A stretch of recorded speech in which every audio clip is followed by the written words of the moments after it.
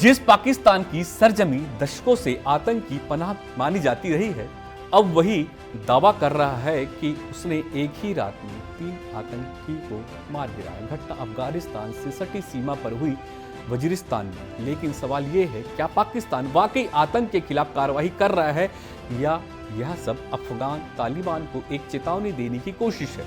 पाकिस्तान का दावा, एक रात में 30 आतंकी ढेर। 2 और 3 जुलाई की रात पाकिस्तान के ISPR का दावा, हसन क्षेत्र में सीमा पार करने की कोशिश कर रहे 30 आतंकियों को मार गिराया गया। भारी मात्रा में गोला बारूद और हथियार बरामद। अफगान सीमा फिलहाल बंद। क्या यही है पाकिस्तान? क्या वही पाकिस्तान है जो कल तक इन आतंकियों को पालता पोसता था और आज उन्हें मार गिराने की बात कर रहा है? अफगानिस्तान से आने वाली घुसपैठ नई समस्या या पुरानी रणनीति?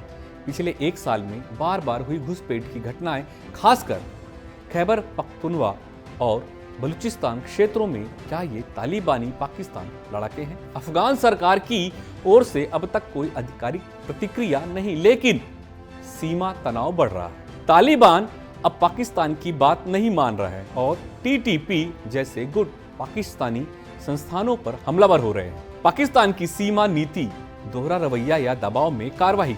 अफगानिस्तान में तालिबान सरकार आने के बाद पाकिस्तान ने शुरू में खुशी जताई, पर अब वही सरकार उसके लिए सुरक्षा खतरा बन गई है।